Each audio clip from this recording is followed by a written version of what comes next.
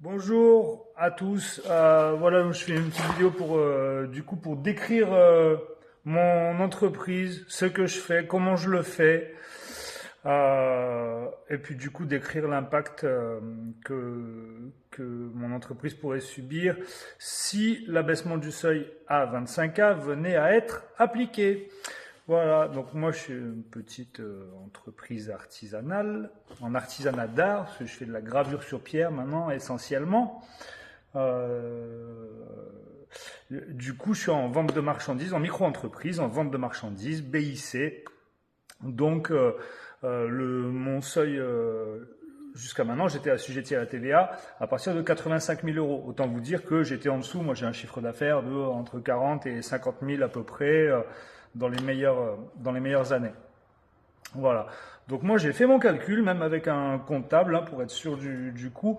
En fait, si demain je passe à la TVA, du coup, j'en récupère très très peu en fait. Mais je pense que comme beaucoup de personnes en micro, en auto en tout cas, hein, je parle que de ces formes juridiques là parce que moi c'est ça que je connais pour l'instant.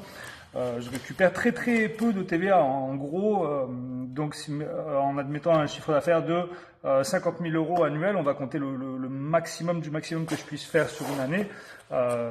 Donc j'aurai 10 000 euros de TVA à reverser dans ce cas-là, hein, à collecter et à reverser à l'État. Et moi, sur ces 10 000 euros, je récupérerai 1 000 euros maximum. Voilà. Donc ça incite pas à continuer à se la donner, ça c'est une chose. Et puis en fait, je voulais faire vite fait un parallèle avec l'aspect écologique, c'est qu'en fait moi si je récupère peu de TVA, c'est parce que j'ai peu d'achat de matériaux. Mais pourquoi j'ai peu d'achat de matériaux?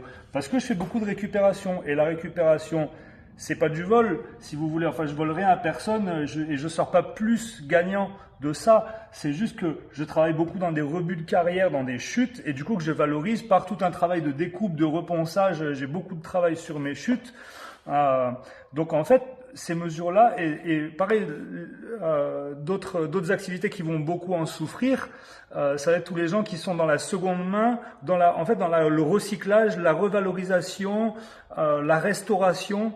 Euh, pour ensuite revendre ces objets-là. Alors là, toutes ces personnes-là qui étaient jusqu'à maintenant en franchise de TVA, clairement, on les met au tapis.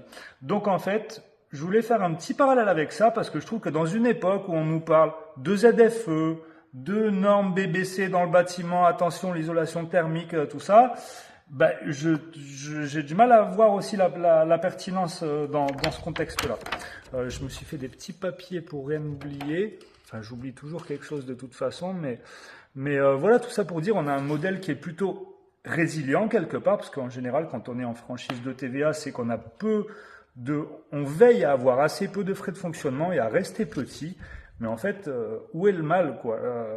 On paye nos charges. On a un modèle qui est plutôt résilient et du coup, enfin, je fais bien sûr une généralité et on peut pas faire une généralité sur tous les autres, enfin, on peut pas décrire chaque cas parce qu'il y en a trop. Mais de façon générale, si on a choisi la franchise de TVA et la formule de micro, ce qui est mon cas, c'est qu'en fait, on a un impact moindre. Donc après, on nous parle d'empreinte écologique et tout ça.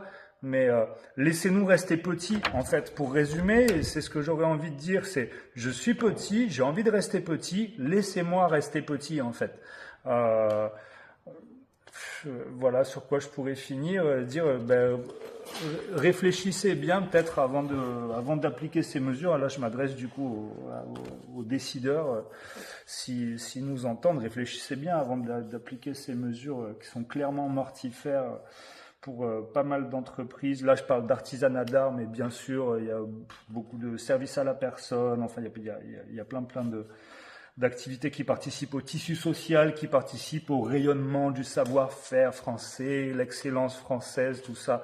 Donc, avant d'y mettre un gros coup de massue, réfléchissez à deux fois parce que moi j'ai l'impression que ce qui se dessine en fait c'est une volonté de, de mettre au tapis pas mal de gens qui travaillaient en indépendant pour des particuliers afin de les voir revenir au salariat ou bien en sous-traitance à la merci de grosses entreprises. Mais je suis pas tellement convaincu que le fait de nous forcer, enfin de nous contraindre comme ça à revenir, à plier boutique et à revenir au salariat ou à la sous-traitance, on va pas le faire de bon cœur en fait. Donc en général, quelqu'un qui bosse à contre-cœur, je suis pas convaincu qu'il soit si rentable que ça.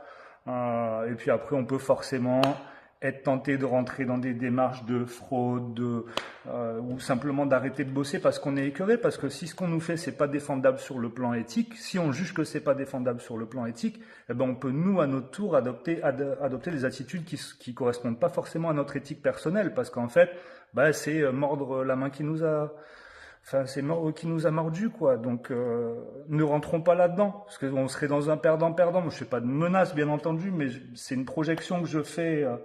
Je pense que ça serait sain pour personne. Donc je vous remercie par avance de votre réflexion et de votre sagesse sur tous ces points-là. Merci, au revoir.